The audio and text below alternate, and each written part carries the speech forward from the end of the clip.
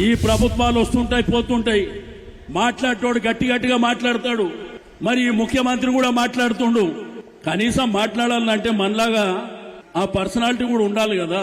ఇప్పుడు పోలీసు రాజ్యం పెట్టి నడిపిస్తామంటే మనం చూడలేదా? ఎన్ని చూసినాం. కేసీఆర్ గారు పెట్టిన ఉద్యమంలో ఎన్ని లాఠీ దెబ్బలు తిన్నారు మీరంతా, ఎన్నిసార్లు జైల్లోకి పోయినరు. వీళ్ళు చేసేటువంటి ధమ్కీలు మనకు ఒక్క లెక్క కూడా కాదని చెప్పి నేను ఈ సందర్భంగా తెలియజేస్తా ఉన్నాను.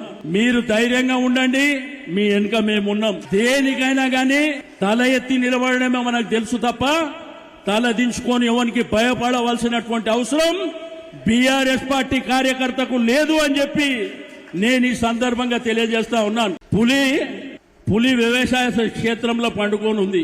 మన పెద్ద పులి ఏడమనుకుంది, ఒక్కసారి లేచిందనుకో చూసిన కదా మాలి మధ్యలో అట్లా వచ్చి కనిపించిపోతానే భయం భయం భయం భయం. కాబట్టి కేసీఆర్ గారి చరిత్ర, కేసీఆర్ గారి పర్సనాలిటీ, కేసీఆర్ గారికి ఉన్న విజ్ఞానం, కేసీఆర్ గారికి ఈ తెలంగాణ భూభాగంలో ఉన్నటువంటి ఆలోచన విధానం ఎవరికన్నా ఉందా ఈ రాష్ట్రంలో?